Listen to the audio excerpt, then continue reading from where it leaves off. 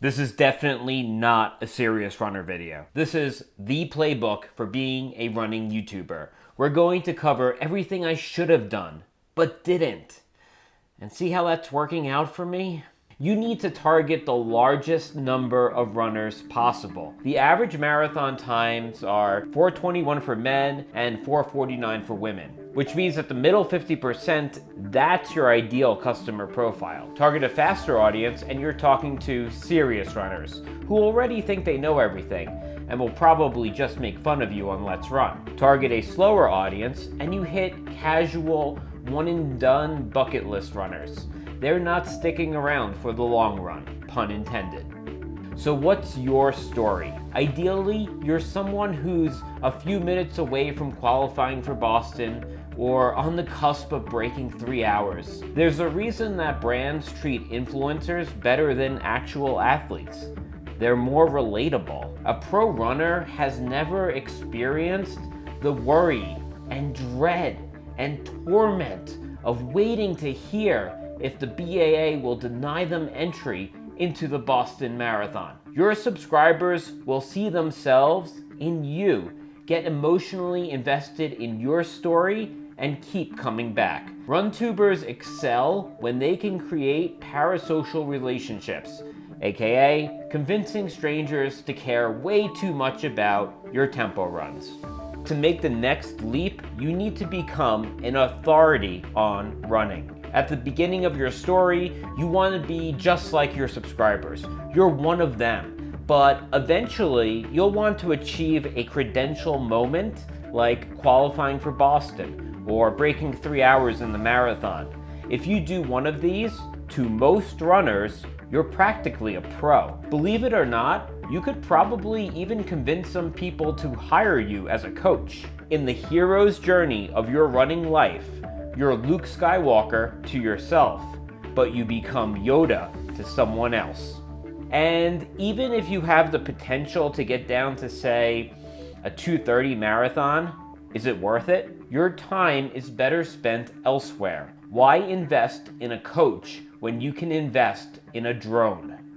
Be visible. At this point, your goal isn't to keep getting faster. Now, you're addicted to fame and status. Yes, you have to keep running because that's what your brand is based on, but you're not chasing times anymore. You're chasing subscribers and podcast bookings. You might even start your own podcast, because we definitely need more running podcasts. You'll want to do more races in a single year than is advisable, because your goal isn't to excel at any one of these races.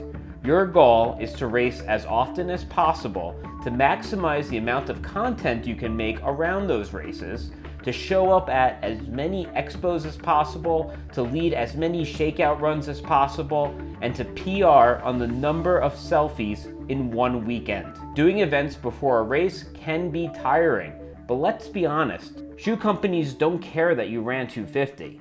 They care that 200 people will show up to do a shakeout run with you. You are required to create content that fits within these content pillars. Workout videos, what I eat in a day videos, pre-race mindset videos, race recaps, post-race thoughts, training advice, clickbaity videos that suggest you're quitting running or are severely injured, even when you're not, but you're just trying to get people to click. And of course, the shoe review video. The shoe review video is the foundation of every running YouTuber because you don't have to continually come up with content. There's always new shoes coming out. Shoe review videos are critically important. They're a huge flex in building your ego and status, especially if you're getting shoes before they're released. Your subscribers will come to depend on you to be their guide in choosing a shoe. You'll need an overly complicated system for ranking the shoes, or a spreadsheet, or something that appears objective, even though you'll probably be generally positive about the shoes because you're hoping that the brands will also give you free entry into a race or send you on a trip or something. And with all of this content, bonus points if you make coffee, include cinematic shots with moody lighting, and work in gritty footage that really captures the sacrifice and dedication that comes with marathon training. And if you're struggling to come up with content ideas, just film yourself in an ice bath for no reason. Social media, and YouTube specifically, is a visual medium. Let's face it, if a thumbnail features a fit dude with abs, most people's eyes will be drawn to it, at least guys. We won't admit it, but we're jealous. Here's the uncomfortable truth.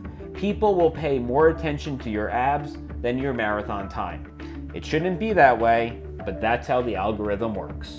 Alright, so how do running YouTubers make money? Google ads are table stakes. They don't pay great, but generally the more you post, the more you earn. So that's an argument to post daily. Then there are memberships through YouTube itself or third-party platforms like Patreon. Basically, you hope your superfans will be willing to give you a few extra dollars each month to generate more predictable recurring revenue. Why would people give you money every month when YouTube is free?